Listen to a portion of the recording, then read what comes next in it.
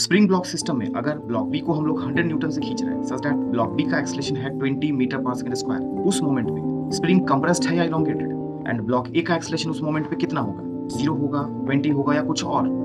चलो देखते हैं। जैसा कि सवाल में दिया है acceleration of B is 20 metre पर second square, Newton second law से net force is equal to mass into acceleration, तो यहाँ से net force will be 4 into 20 which is 80, और यहाँ पे आगे की तरफ ब्लॉक पे लग रहा है 100, नेट फोर्स तो 80 है, तो 100 के अपोजिट में कोई फोर्स लगना चाहिए ब्लॉक पे। अब सरफेस है फ्रिक्शनलेस, तो फ्रिक्शन तो लगेगा नहीं। स्प्रिंग है यहाँ पे जो कि अपनी तरफ पुल कर रहा होगा 20 न्यूटन लगा के, सच दैट की नेट फोर्स क्या हो जाए 80। तो यहाँ पे वही बात हम लोग लिखे, net force is equal to mass into acceleration से 100 minus FS spring force is equal to mass into acceleration, तो यहाँ से एफएस आ गया 20 एंड लेफ्ट डायरेक्शन में। अब स्प्रिंग अपनी तरफ पुल कर रहा है बी ब्लॉक, तो स्प्रिंग मस्ट बी इलोंगेटेड, तभी अपनी तरफ खींचता है स्प्रिंग। अब ये जो इलोंगेटेड स्प्रिंग है ये ब्लॉक ए को भी अपनी तरफ पुल कर रहा होगा, एंड सिंगल स्प्रिंग में थ्रू आउट स्प्रिंग फोर्स क्या होता है, सेम होता है। तो ब्लॉक बी को अगर 20 न्यूटन से खींच रहा है स्प्रिंग, तो ब्लॉक ए को भी अपनी तरफ खींच रहा होगा 20 न्यूटन से।